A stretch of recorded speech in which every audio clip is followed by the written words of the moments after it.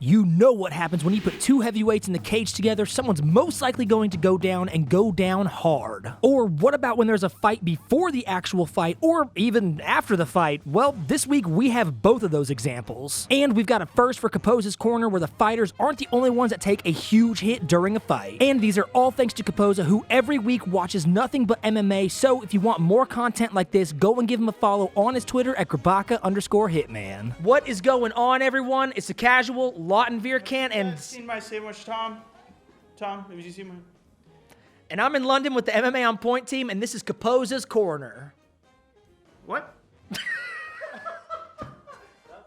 Kicking us off this week, we're going to the IMAF 2022 MMA Super Cup in Bahrain for one fight. Here we have a lightweight matchup between Byrne with an 5-7 record, and he's taking on Enrique Gonzalez Martinez, who only has an 0-1 record. I'll spare you my usual speech about unbalanced matchmaking, mainly because that definitely isn't the craziest thing to happen in this fight. So when the final 10 seconds of the second round near, Martinez attempts to pull off an insane rolling thunder kick. Oh! The cartwheel kick, and he's took out the ref.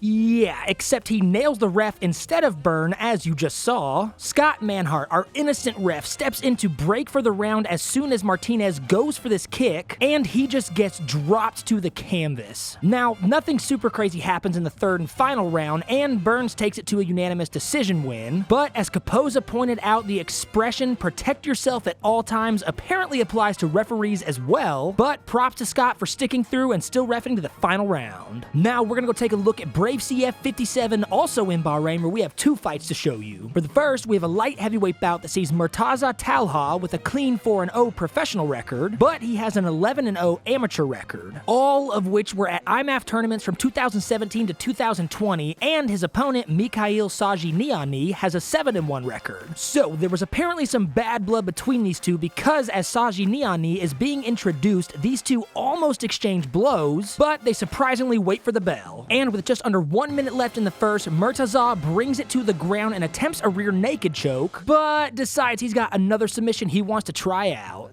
Little high, went over the top, got the armbar. Oh, he's belly tight, that's it! Over! Yeah, as if the armbar wasn't enough, this post-stoppage shove shows again the tension between these two. Oh, and he also throws his mouthpiece at him too after the fact. So this one wasn't exactly a good display of sportsmanship, but Murtaza does keep his record clean at now 5-0, and that gives him a 16-fight win streak between his pro and amateur careers, so this could definitely be someone that we see more of in the future. For our second fight at Brave CF 57, we have a light heavyweight fight for the vacant belt that sees Mohammad Saeed Malem sitting at an 11-3 record, and he's taking on the current middleweight champion Mohammad Fakhradin, who has a 14-4 record. And fun fact, this fight was actually scheduled earlier in 2021, but was canceled. Then these two did run it back later in the year, where it ended in a no contest. So this fight has been a long time coming, and as I'm sure you can see, this fight is an all-out war that sees both guys have some good moments, and the momentum is constantly shifting, and with just 5 seconds left in the fight, Malem gets dropped, but is thankfully saved by the bell, even though the commentator was unaware. This is a monsoon,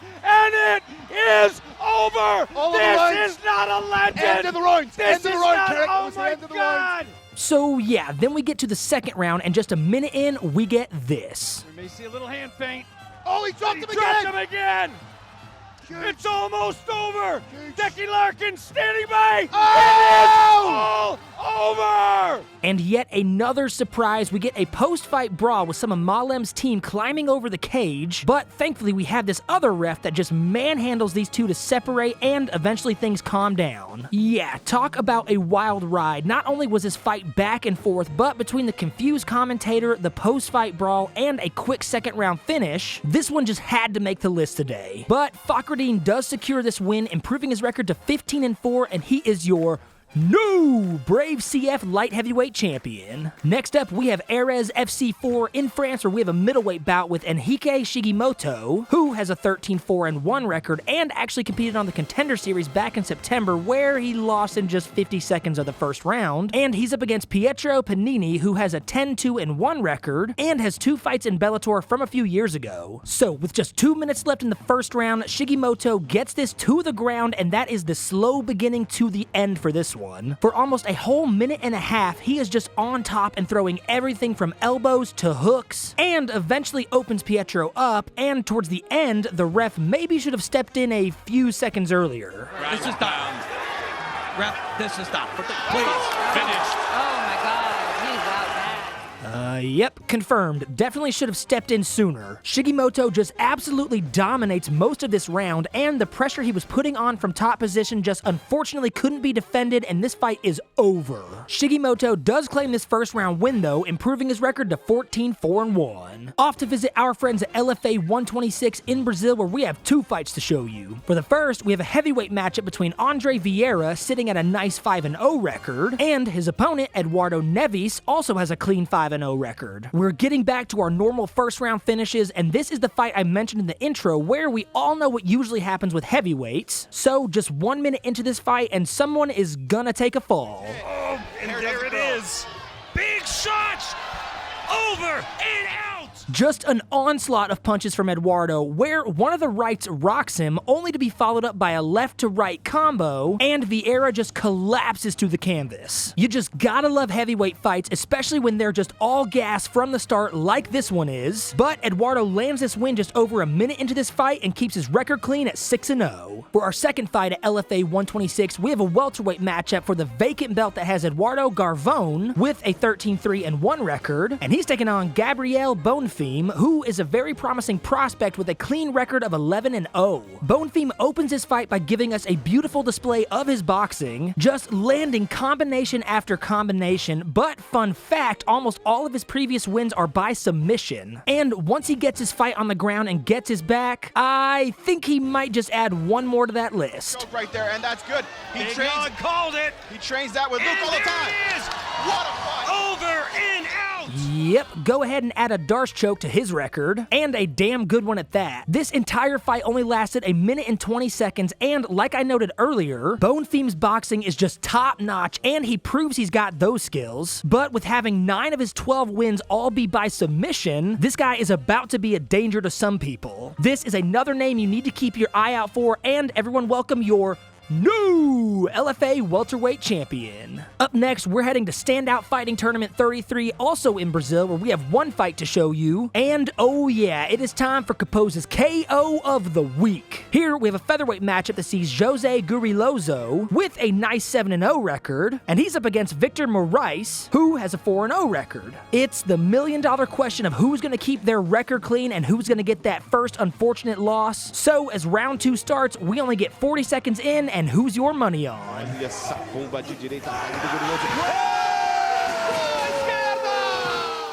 Oh yeah, a brutal left hook from Moraes, followed by 2 nasty ground hooks, and this fight is over. I highly doubt it was on purpose, but that first right completely misses, and Guriloso, I guess, just didn't see the left hook coming because he is completely unprotected and he pays the ultimate price for it. What a win, and an even better highlight as Moraes pulls off the quick first round win and keeps his record clean at 5-0. Still going, we're gonna visit Fusion Fighting Championship 49 in Peru, where we have 2 fights. For the first, we have a flyweight bout between Pablo Quintanilla, sitting at just a 1-0 record, and his opponent, Diego Martinez, has a 1-3 record. This is a rare one that makes it to the third and final round, and just 15 seconds in, Martinez lands this nice takedown, and we move to the mat. And just a minute later, Martinez finds himself in a very bad position in this crucifix, but it gets worse for him.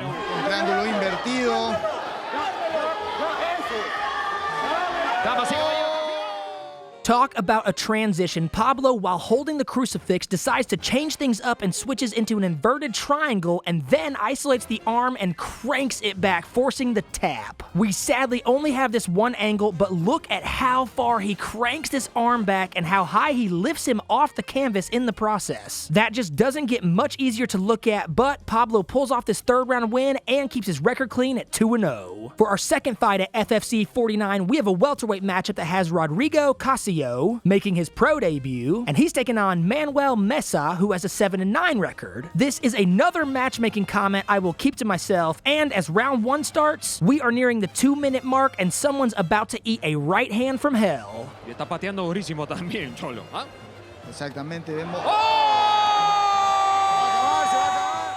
Not only did he eat a straight right, but the 3 hammer fists are all it takes for the ref to step in and this fight is over. Look at the beauty in this double jab setup for him to completely surprise him by sending this straight right down the middle and sending him down to the canvas. What a beautiful sequence from Casio, and he ends this fight just 2 minutes in and keeps his record clean at 2-0. And for our last fight this week, we are going to none other than Eagle FC 46 in Florida for one fight. Here we have a bantamweight fight between Ferdov's Kasanov with an 8-3 record, but he's currently on a 3-fight losing streak, and he's taking on Erwin Rivera, who has a 10-6 record, and if you recognize that name, it's because he also had 3 UFC fights back in 2020, only one of which he won though. And as we near the final minute mark of round 2, well, these type of wins just don't get any easier for me to watch.